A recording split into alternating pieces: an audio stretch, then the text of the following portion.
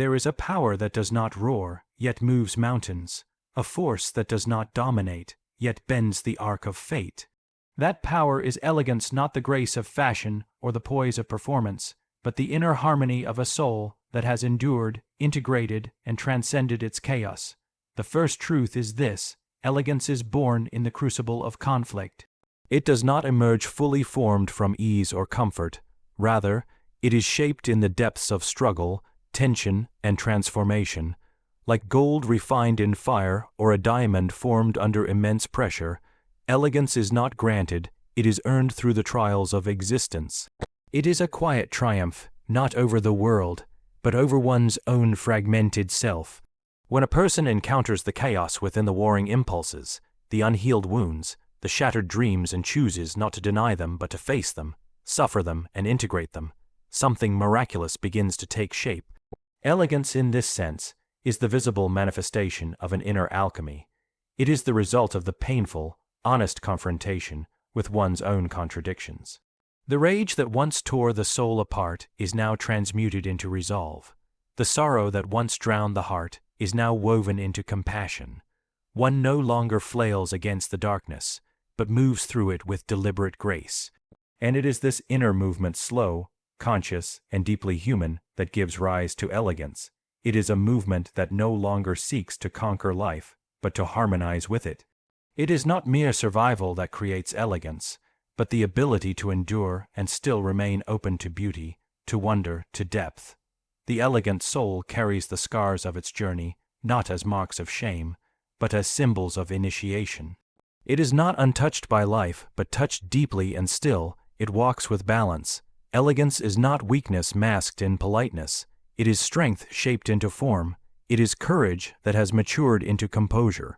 When you see someone who moves with ease, speaks with clarity, and holds silence with power, you are not witnessing someone who has avoided struggle, you are witnessing someone who has transfigured it. The way they stand, the way they look into the eyes of others, the way they listen, it all bears the weight of their inner wars and the peace they have carved from them. Elegance is strength because it refuses to be loud. In a world that clamors for attention, that worships noise and spectacle, elegance stands apart, not by shouting, but by whispering with presence. It does not compete in the arena of volume or dramatics, for it has no need to. Its power lies precisely in its restraint, in its ability to hold back, to observe, to respond instead of react. There is a profound might in one who can remain still while others tremble, who can remain soft without collapsing, and silent without being invisible. What is loudness, after all, but a cry for affirmation? Noise often hides insecurity, an attempt to prove worth through exaggerated display, but the elegant soul has passed through that phase of seeking validation. It no longer performs for approval. It no longer defines itself by being seen or heard. It has gone within and found something unshakable, something that does not require the world's applause to affirm its reality. And so it speaks little, moves with intention, and allows its presence to speak volumes. This refusal to be loud is not weakness, it is sovereignty. It is the kind of strength that can walk into a room and alter its atmosphere without uttering a single word. It is the silence that unnerves the insecure and comforts the grounded. It is the clarity of someone who does not need to dominate because they are already rooted. Loudness may shock the senses, but elegance awakens the soul. Loudness burns fast and vanishes. Elegance endures like a soft light that never flickers. There is no anxiety in elegance, no urgency to prove, no desperation to impress, and in that calm, in that refusal to strive outwardly, lies a deeper mastery. The elegant person has learned to command without control, to influence without imposition. They do not fill the space with themselves, they deepen it, and that is a rare and formidable strength, one that cannot be faked or taught, only earned through a long inner journey. Elegance, then, is not absence of power, it is power refined, power that has passed through fire and emerged distilled. It does not overwhelm, it does not announce itself, and it does not need to. It is precisely its quietude that makes it unshakable. It listens more than it speaks, sees more than it shows, and acts only when it must. In a world desperate to be seen, elegance is content to see. In a world desperate to be heard, it chooses to hear. And in this quiet, in this refusal to be loud, there is an unspoken authority, not the authority of dominance, but of depth, not the strength of force, but of presence. And the world, though it may not always admit it, recognizes this. Even the loudest hearts fall silent in the presence of true elegance, for it reminds them of what they have forgotten, that the strongest things do not need to scream, they simply are. Elegance is the marriage of beauty and discipline, not the fleeting charm of surface attraction, but a deep, sustained harmony between the aesthetic and the ethical, the graceful and the grounded. It is not merely how something looks, but how it moves, how it endures, how it honors form without losing soul. Beauty without discipline is hollow, a mask that collapses under pressure, a flower that withers in the heat of reality. Discipline without beauty is rigid, a cold structure, lifeless, lacking the spark that draws the human heart. But when these two forces unite, when the spontaneous fire of beauty is housed within the temple of discipline, something radiant is born. This union is not natural at first. It requires tension, the kind of tension that demands a person to both feel deeply and yet not be ruled by every feeling. Elegance emerges in the soul that can hold this paradox, to remain vulnerable without being fragile, to embody grace without collapsing into indulgence. There is a poise that comes from the training of instinct, not its suppression, but its shaping. The disciplined artist does not kill the wild impulse, they refine it, direct it, and in that discipline, the beauty becomes eternal. What was once raw and chaotic becomes intentional. What once threatened to overwhelm now inspires. The elegant person, therefore, is one who has cultivated both sensitivity and restraint. They have taught their passions how to dance within boundaries, how to create rather than consume. This is not a denial of life, but a deeper form of engagement, one that recognizes that all true beauty must be sustained by structure. Like a sonnet that confines emotion to meter and rhyme, or a dancer whose freedom blooms through trained control, elegance flourishes in the balance between freedom and form. There is a kind of moral strength in this. The person who lives with elegance chooses not the easy path of reaction, but the higher road of response. They dress not to impress, but to express an inner order. They speak not to dominate, but to uplift. Every gesture, every word, every silence is chosen. And this choice is not heavy, it is light, like the effortless steps of one who has practiced 1,000 hours to seem effortless. Behind that elegance is discipline, devotion, repetition, and integrity. In the end, elegance is not a style, it is a state of being.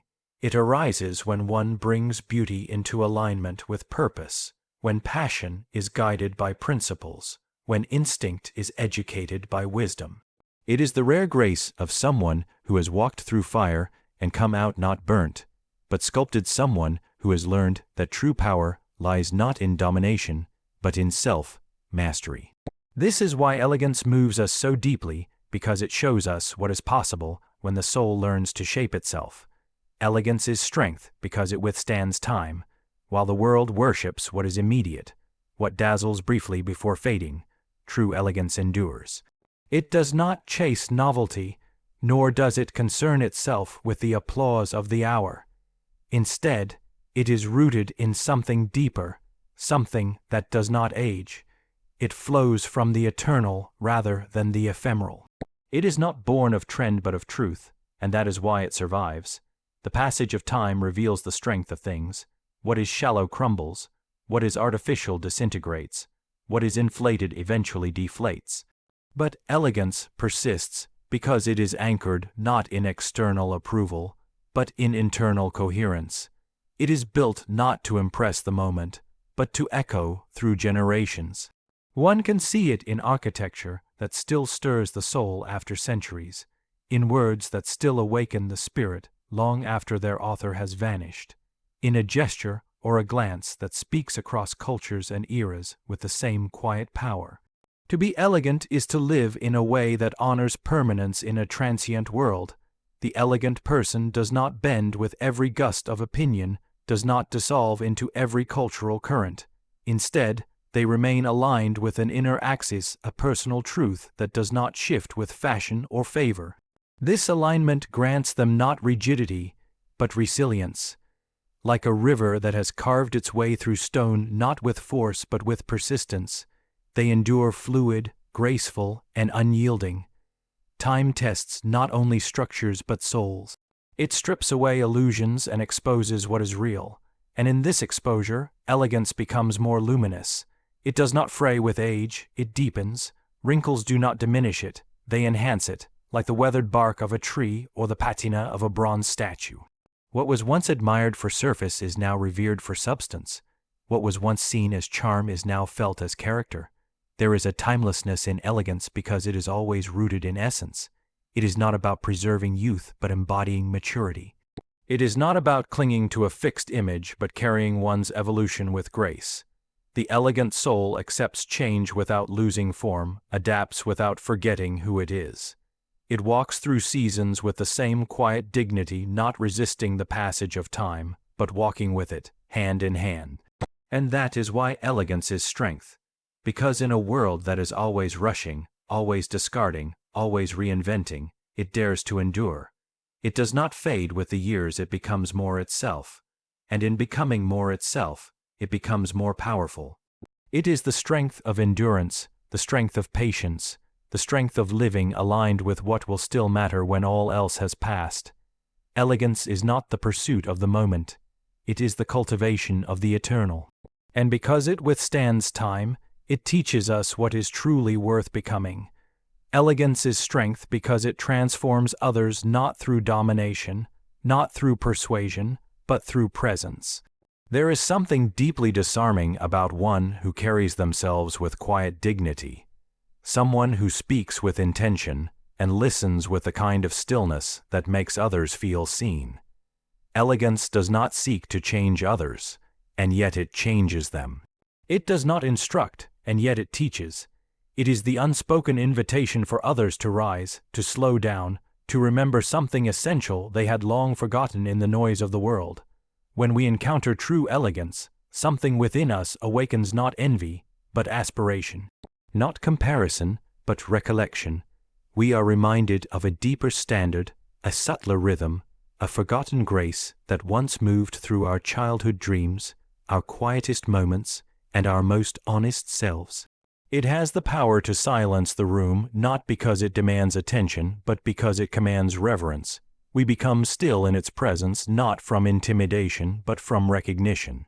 There is a kind of solstice, encounter that takes place one where masks fall away, and we stand face to face with the possibility of who we might yet become. Elegance, by its very nature, does not impose itself. That is precisely why it influences so profoundly. It does not say, "Be like me," but rather embodies a way of being so coherent, so quietly radiant, that it bypasses resistance and reaches directly into the deeper layers of the psyche. In its refinement, we see the fruit of self-mastery. In its gentleness, we witness the triumph over chaos, and in its restraint, we sense the fullness of a life that is not ruled by compulsion or ego, but by wisdom and love. Those who have truly cultivated elegance often inspire without effort. They cause others to lower their voices, not out of fear, but out of respect. They remind others to speak more truthfully, to walk more consciously, to dress not with vanity, but with reverence for their own being. They elevate the tone of conversation, not by force, but by example. In their gaze, people find themselves slowing down. In their silence, others hear themselves more clearly. That is the subtle magic of elegance. It becomes a mirror in which others glimpse their forgotten nobility. In a culture obsessed with speed and display, the presence of someone elegant is almost mythic. It carries the memory of a different world, one where integrity mattered more than image, where patience was a virtue, and where beauty was not decoration but depth. The truly elegant do not just leave impressions, they leave awakenings. People leave their presence feeling more human, more grounded, more aware of their own potential. They stir a longing for inward alignment, for a return to something sacred. This is the transformative power of elegance. It reaches beyond logic, beyond strategy, beyond instruction. It touches the soul, and that touch is not soon forgotten. We may not remember the words they said, or even the specifics of how they looked, but we remember how we felt in their presence, as if we had been brought back to our center, reminded of something vast and quietly luminous within ourselves. So yes, elegance is strength, not because it conquers, but because it awakens, not because it overpowers, but because it elevates. It is the gentle force that turns people inward, the soft light that reveals the path home. It transforms others, not by demanding change, but by embodying what is possible when a person lives in harmony with their own depths. And in doing so, it leaves behind something far greater than influence. It leaves behind transformation.